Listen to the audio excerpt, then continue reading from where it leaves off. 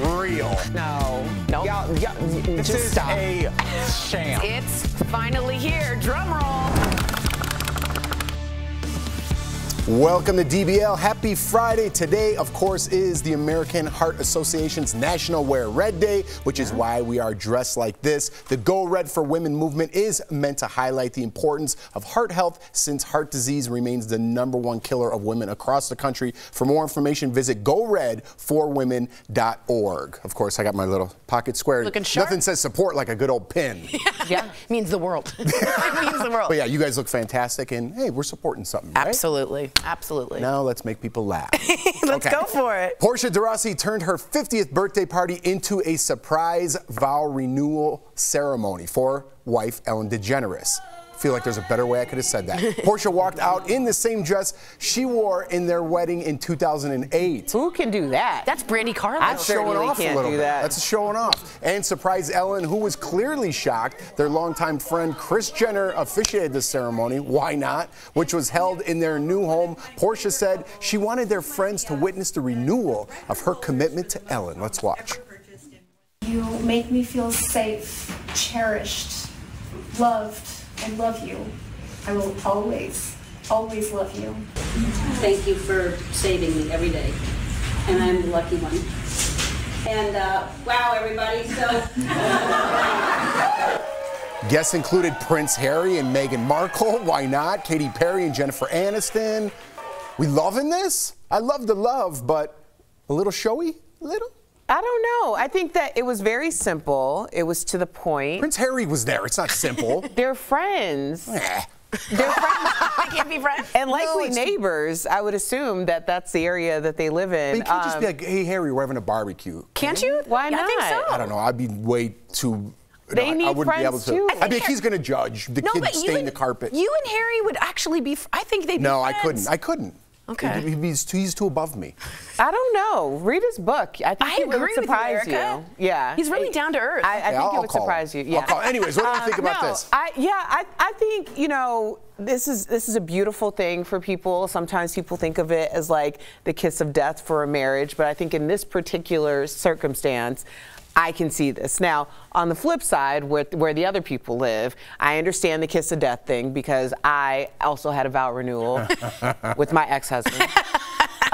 So there's something there, perhaps. Yeah, but no, I think that this is, and Tori, you can speak to this because there's been a lot going on. Yeah, I think optically it's good to have Ellen in a good space and a little levity. Remember, not only is her show ending, the show left and ended on somewhat of a sour note in terms of the environment that was reportedly behind scenes, and also Twitch passing away. I think she was a really strong partner with Twitch.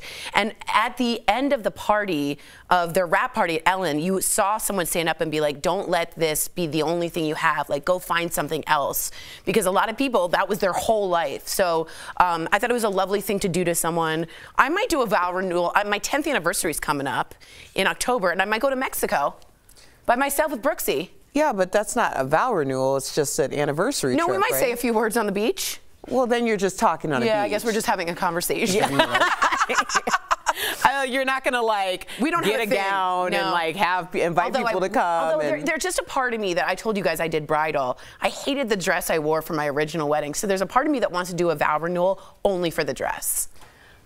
Okay, well, girl, I know a guy. His name's Guillermo. His boutique's down the street. Excellent. He'll let you come in and you can try on a bunch of different gowns. That's all I really want. Like Take pictures. That's all I want. Like Prince Harry, I don't know if I could be friends with a guy named Guillermo. Feels too above me. Too above me. Yeah. He's the best. Hey, Jeff. Hey, Guillermo.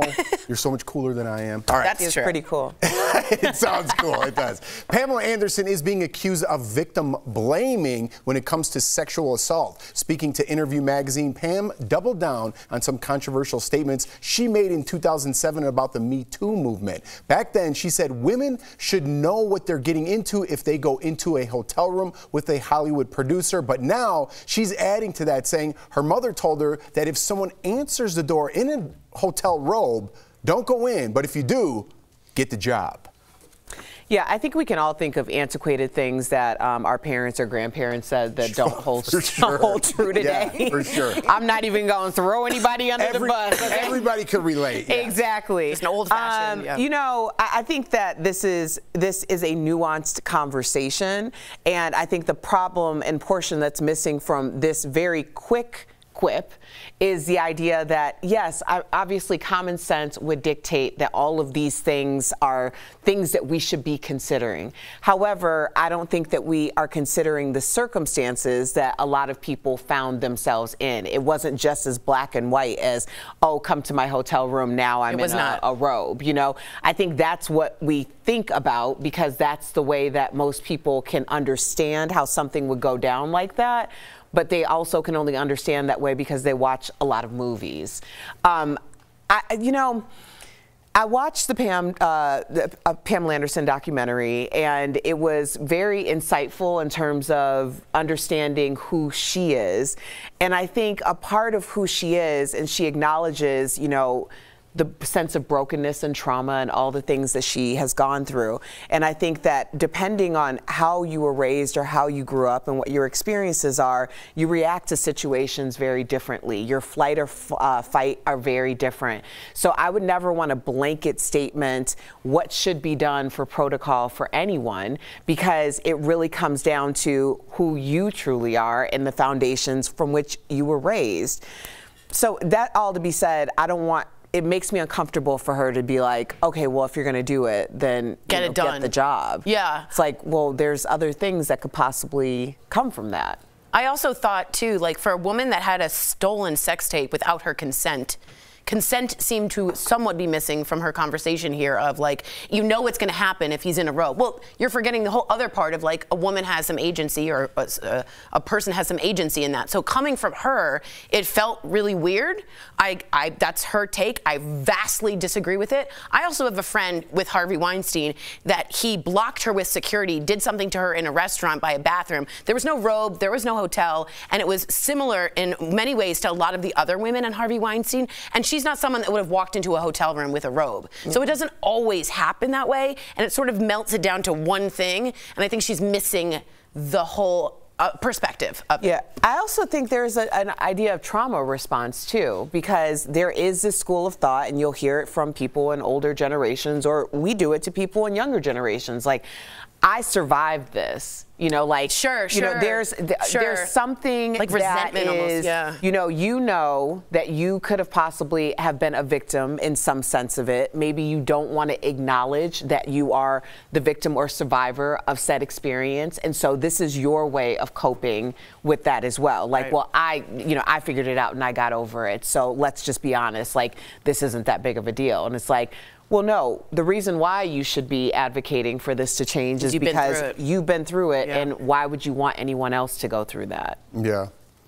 Interesting. I mean, that's a woman's take. I watched a documentary too, and I got a different view of who Pamela Anderson was. I actually kind of connected with her on some level because she was so real, and everything that she went through, like she went through the highest stardoms and now she's back to just being normal. So I think there's some knowledge to pass on. I think she's half kidding. I don't know. I'm not a woman. Yeah, there's some jokey I think part there's of that, kind of like, listen, we can't ignore the fact that that happens. Specifically, hotel room, answer the door in a robe, I don't know. But I mean, on every level, that happens. People cozy up to their boss, they get comfortable, they sleep with them, they get moved up. I mean, that happened when I was a waiter. They, you know, the girl I was next to, I'm like, oh, I got a good section. She sleeps with the boss, and I'm in the smoking section inside in the corner, and she's on the patio. I'm like, well, something happened last night, huh? You know what I mean? So it's like, we have to admit that that happens on some level, and she's acknowledging that. She's very down to earth. I understand where we are, very touchy, women's rights, all that, but it doesn't mean it goes away in some It doesn't. I just thought the Me Too movement might have changed how she said it. That's the only thing. I just thought the vocabulary would have I think if you watched the documentary, you did, so we kind of had a different point of view. I really liked her after. I was like, wow, she took all this, like, she could have went a totally different way, and she's kind of reinventing herself, and her kids there. I don't know. I didn't think I would like it, and I really did. Yeah. She came from nothing. Yeah, and the story, she got in at a Canadian football game. Yeah, on the Jumbotron. Yeah. It's incredible. I don't know. You see a different side of her, which I really like. All right, speaking of liking people, Matthew McConaughey, is he still okay? Okay, we still like him. Is reflecting on his movie How to Lose a Guy in 10 Days on the 20th anniversary of the film. It's been 20 years. Matthew told Vanity Fair he wasn't sure about taking the role opposite Kate Hudson, but he says he was walking down Sunset Boulevard, like people do, when he was approached by a fortune teller, like people do on Sunset Boulevard, who told him there was a movie he was considering, a romantic comedy perhaps, and this was before romantic comedies, and that he had to do it or it would be one of the biggest regrets of his life. The fortune teller also said it's gonna be a blast and you would make a bunch of money. Matthew said he thought the guy was hired by the studio to force him to do the film. The film went on to make $178 million worldwide. So if that's a true story, that fortune teller predicted everything. Yeah. I think sometimes the universe talks to you and it's up to you whether you want to listen to it. And you know, sometimes there are just things that you can't explain. Now, I know people are going to be like, oh, you believe in, yeah, I do. I do too. And I have no reason to not at this point in my life. So yeah, I could see that. I told you right before, or the February, so my birthday, before DBL was announced for the audition, I went to someone who does numerology and stuff, and she told me, you know, you're really panicked about your career, but it's happening in June. She's like, you'll sign a 3-year deal, which I did. She's like, everything that you've been working for the past year will come to fruition in June.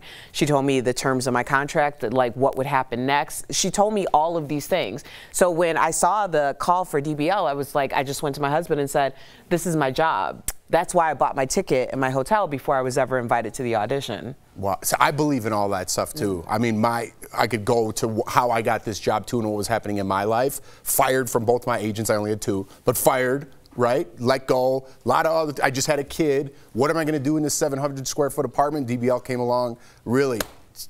Things happen. I mean, I believe that. I think all of us believe that because we're here, which is so rare. I also just want to say that's a great movie. It is. Isn't it a great movie? Way to share your inspirational All right, story. I'll be honest with you. I also believe in that. And the other day, I was talking to my grandma, and I said, if there is a sign, let there be a sign. And then Evelyn walked by and gave me a big hug, and that was her name. And it was just, and your niece is Evelyn. I mean, you just see little sparks. You have to ask. You do. And sometimes you have to beg. Please show me something, and then you have to believe. If you have to beg, it's not time. Damn it. Coming up on DBL, our interview with Yvette Nicole Brown. She is telling us all about her new stop-motion series and a Real Housewives band. A Real Housewives husband gets accused of cheating Erica. She's going to break it down for you. Our viewers are talking about DBL. Yes! I like that. Leaves me speechless and like blushing. Thank you, thank you. That's emotional. Do I want to sit there and watch them? Yes, I do. Hi, everyone. Okay, we're going to do a movie quote game with Jeffrey. Okay, Jeff, can you guess these movie quotes? Frankly, my dear, I don't give a damn. Oh, Scarlet. That's an old movie. Oh, man, with the mustache guy. Come on. What's his name? Come on. I know it. Casablanca. Super close, Gone with the Wind. Oh. Okay, how about You this? threw me off, dude. Why so serious? Why so? Oh, the Joker. Batman Returns. Dark Knight, or is that Dark Dang. Knight? Why so serious? Dark Knight. You're right. You're right.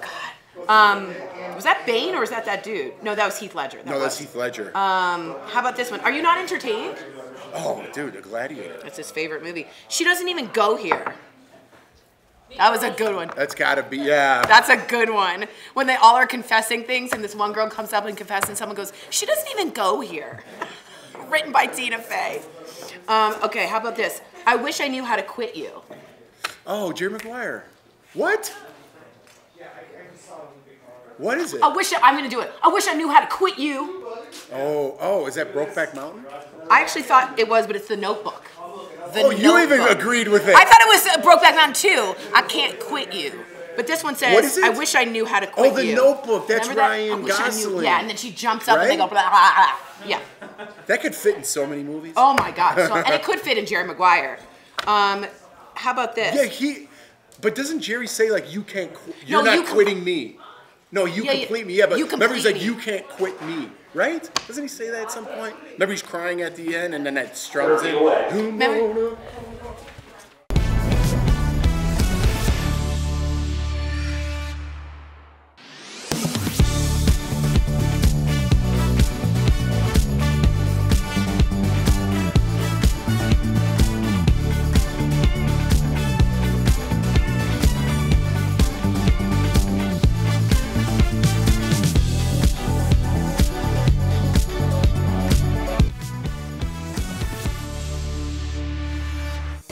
Welcome back. How much are fans willing to pay for a rapper's underwear? A housewife is confronted about an affair, and another diva is spotted in the Middle East with her daughter. In this week's What Erica's Watching.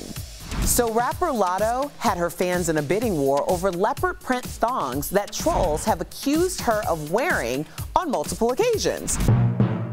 So she responded by posting the undies on eBay, and bids almost reached $100,000 before they were pulled from the site. So it turns out selling underwear from your dirty laundry is not permitted on eBay, but Lotto, you can still get that bag if you sell them directly from your website. Yes, boss babe. Next, Potomac housewife Robin Dixon is getting ahead of buzz online that she knew her husband Juan cheated on her during the pandemic. Now, Robin was blasted by a TikToker with the claim that the affair with the anonymous woman lasted over a year. Now, the side piece even provided receipts, including text messages and a hotel invoice with Juan's information on it. Now here's where it gets real messy, okay? The side piece allegedly made plans to leak the information to Bravo, along with even more serious allegations. Child, the whole thing is out of control. I can't even keep up. And finally, we're getting to see more of what motherhood looks like on Naomi Campbell. She posted video of her walking with her baby at a beautiful mosque in Abu Dhabi. Yas Queen and Yas Princess. Share with me anything that catches your eye by using the hashtag DBL Erica Watch. We'll be right back.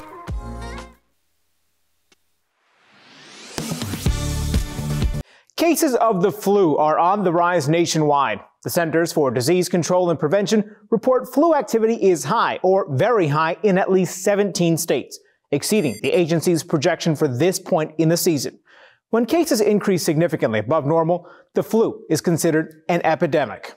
On November 4th, Dr. Jose Romero, director of the National Center for Immunization and Respiratory Diseases, said the U.S. crossed the epidemic threshold for flu.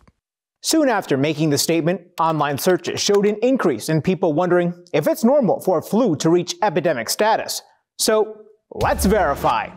Our sources are the CDC, the World Health Organization, Columbia University Mailman School of Public Health, and health information website Verywell Health. The CDC, WHO, and public health agencies around the world use the moving epidemic method to determine if a country is experiencing a flu epidemic. Each week, health officials look at the number of flu-related deaths that we've seen at this point in the season during the past 5 years. That data is averaged together, creating a baseline. Then, they look at how many deaths we are seeing currently. If that number is significantly higher than expected, then it's considered an epidemic. The CDC also reviews this data on a state and city level and can declare a local epidemic. Since flu tends to peak at different times and places, our sources say it's actually common to experience an epidemic during some months and then see normal flu activity during others. So, yes, it is normal for flu seasons to reach epidemic status. During the pandemic, there were 2 years when we had significantly fewer cases than normal because of social distancing, masks, and other precautions that have since ended. This means our baseline to determine an epidemic is lower than it may have been had COVID-19 never hit. With your Verify, I'm Brandon. Welcome back. Yvette Nicole Brown has joined a new cast of characters, and her new community is something special for the kids. We caught up with her earlier. Take a look. Welcome to DBL. You look fantastic. You do. We were commenting how cute you look. All right. Thank you. Absolutely. Shape Island is an animated series, right? That's educational, which I already love. What were some of your initial thoughts, though, when you first signed on? You were narrating every episode. Yeah, this is my first time being a narrator, and you know, the show is very peaceful. If you watch the show, you come in, it's like a nice warm hug whenever you decide to watch, and there's so many different lessons that are good for kids, but also for adults too. I learned a lot rewatching Shape Island. Ooh. They all love different shapes and stuff. Yeah, yes. I think we learn a lot. Like when I look over my nieces and nephews, I'm like, oh, I did need that reminder. Thank you for the refresher, 4-year-old. Yes. So how do the characters in Shape Island represent diversity? Oh gosh, so we have our circle, our square, and our triangle. And circle is the one that's kind of all-knowing. She's been around a long time. She's like the expert. Square is a little nervous. He gets a little nervous and doesn't want to hurt anybody's feelings. And he's very particular. And triangle is kind of crazy and weird, and you don't know what he's going to do or he's going to say. And so you imagine those three types of people, shapes rather, together on this island. They have to learn how to coexist and how to take care of each other and love each other. And it's what we all need to have in our lives right now, as the world is so crazy. Yes. I was just really digging just that animation. It's the stop motion, right? That looks fantastic. First of all, you are from Cleveland. My entire family's from Cleveland. Cavs, shout out. Shout out Amina, who's definitely watching. Love you. Now let's get to this. I do. I love my Amina. Now, what are some ways that you learn to accept people's differences, you know, growing up in Cleveland? You know, I kind of feel like we're all doing the best we can. Right. Right? Most of us are really striving every day not to be a problem and not to destroy anybody. So if you look at people through that lens, then you can find a little bit of grace no matter what's going on in the world, right? I think when you think that everyone should be like you and everyone should think like you is when we get into trouble. And, you know, I'm from Cleveland. It's a melting pot of different cultures and different foods and all that. So I grew up just loving everything and loving everybody. And I try to extend that in every show I choose to do and everywhere I go. There it is. Cleveland people, good people. Yeah, I think this is a great idea. Shape Island allows adults actually to have new conversations with the children in their lives. Have you been able to do this as well? Yes, you know, I don't have any kids myself, but I feel like I'm the mother to the world. So I try to always use these lessons when I'm on Twitter or on Instagram and I'm talking about things. I have a sign behind me that says be kind, because we just need to be more gentle with everybody. And if you learn to accept and understand people's differences like Shape Island teaches you, then you can find a way to move through life a little gently, a little more gentler. Yeah, that more works. gentler. Yeah, whatever. We're all working together today, guys.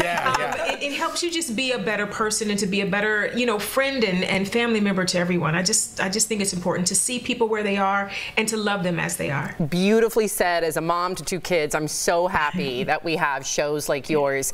If you were to identify with any of these shapes, who would it be? That's a good question, yeah. You know, I think I'm a little bit of all of them. I'm a bit of a class clown like Triangle.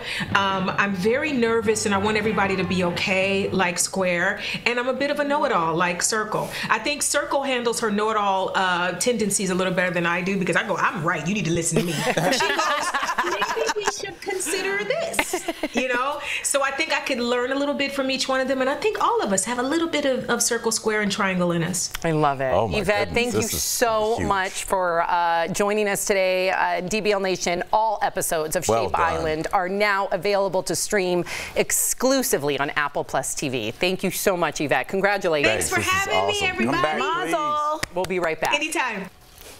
Some people need a push. And I actually worked out for 30 days straight. To put health first. I followed an optimal wellness plan. But what Donnice Tyler needed, did that for my 50th birthday, was a pause. I was just really doing a lot at work and just going and going and going. The hard-working, faithfully volunteering, always moving mother of 2 was stopped in her tracks by a pain in her chest after a school meeting last fall. And I was like, there's no way I'm having a heart attack. You know, I'm doing everything I'm supposed to do. But then I started feeling lightheaded. And I was like, oh my goodness, you know, I'm gonna have to go sit down. And thank goodness I was there with a bunch of other mothers. Those other moms pushed her to get to the hospital, where she learned it was a heart attack, specifically a spontaneous coronary artery dissection, SCAD. I always thought the signs of a heart attack were just the pain in your arm, you know, and you kind of like fall out, you know. Who knew that I would be able to just be up and about and talking and just not feeling myself. And I had a heart attack, just standing there. So what is a SCAD heart attack and what are the signs? We checked with Johns Hopkins Dr. Aaron Mikos and the American Heart Association. It really is a sudden event. SCAD occurs after a tear in heart tissue blocks the artery. It's more common in women. Hormonal influences, stressors, and a history of any other heart issues, like during pregnancy, make it more likely, even among people who are otherwise healthy now. Although women do get chest discomfort the same as men in the setting of a heart attack. It's not always sometimes pain, it can be pressure. pressure or squeezing or gripping, can be in the arm or the jaw. But women more commonly have often other associated symptoms: fatigue, shortness of breath, nausea, and abdominal pain and back pain. And sometimes some of these other symptoms can be distracting. Now Donise meditates, has learned the art of saying no, and attends cardiac rehab 3 times a week to get her heart pumping safely. They are able to monitor me. But what really gets her blood flowing? I'm trying to spread the word, get it out there, just so people are aware. What would you want women to know about your story? Pay attention to your body and get checked out. With Your Verify, I'm Abby Larico. A video on TikTok is racking up millions of views, claiming a big change is coming to the shopping experience at Walmart. Starting February 1st, Walmart is going to charge you $1 to take out their carts. So, is that true? Is Walmart charging a fee to use shopping carts? We'll verify using these sources. What the video is actually showing is not a fee, but a deposit system. In some places like Europe, in order to unlock a cart from the corral, you often need to insert a coin. When you return the cart, you get your coin back. It's a small incentive for people to not just leave their carts in random places. It's not very common in the US, though some stores like Aldi use it. We checked with a Walmart in Portland, Oregon, and they told us they have no plans to implement such a system. The video in question was actually taken at a store in Canada, as the creator explained in a follow-up post. Walmart confirmed to us that they do use the deposit system at some stores in Canada, but even then it's not a fee since you get the coin back when you return the cart. So we can verify, no, Walmart is not charging a fee to use shopping carts. With your Fast Fact, I'm Casey Decker. Today's sandals word of the day is resort. Watch DBL every day for a word of the day. Then enter at dailyblastlive.com/sandals for your chance to win a 4-day, 3-night escape for 2 to beautiful Jamaica.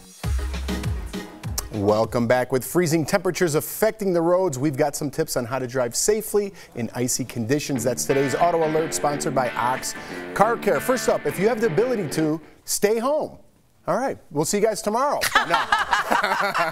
Do that. If you do have that opportunity, do that. But if not, avoid accidents by driving under the speed limit or on slippery roads. Next, increase your distance between the car in front of you to about 10 seconds and avoid lane changes that are unnecessary. And lastly, in case you do skid, don't panic.